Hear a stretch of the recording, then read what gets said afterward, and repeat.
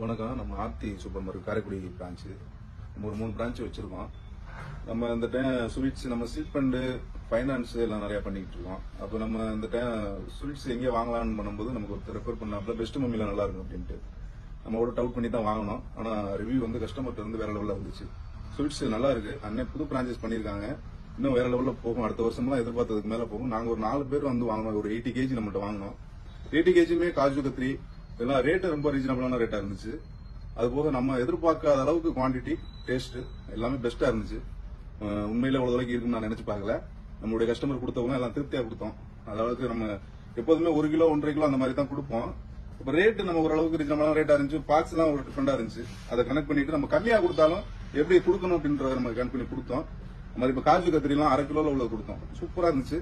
நான் எதிர்பார்க்கல. அது மாதிரி கஸ்டமரும் நீங்க கொடுத்த எல்லாருமே ஸ்வீட்ஸ்ன்றது தீபாவளிக்கு எல்லாருமே கொடுப்பாங்க.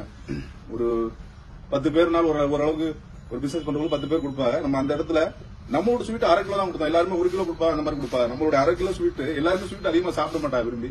நம்ம அந்த 1/2 கிலோ ஸ்வீட் கொடுத்தாலும் அந்த அளவுக்கு பேர் சொல்ற மாதிரி இருந்துச்சு. பெஸ்ட் மம்மில தான் அடுத்து ஆர்டர் பண்ற அளவுக்கு எல்லாருமே ரொம்ப சூப்பரா இருந்துச்சு. வாழ்த்துக்கள். அடுத்து நம்ம பெஸ்ட் மம்மில தான் என்ன பண்ணாலும் வாங்குற மாதிரி. நன்றி.